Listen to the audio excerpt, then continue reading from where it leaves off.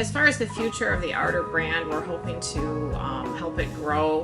We purchased the brand in 2018, and soon after that we discovered especially the older machines, there wasn't a lot of opportunity for growth with the brand and supporting the older machines.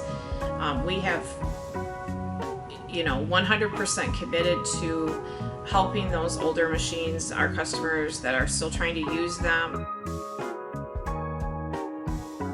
We have been very successful with several rebuilds, helping people get a machine going just by simply rebuilding the valve, the hydraulic valve or the spindle. They've put many more years of service into their machine by just doing things like that.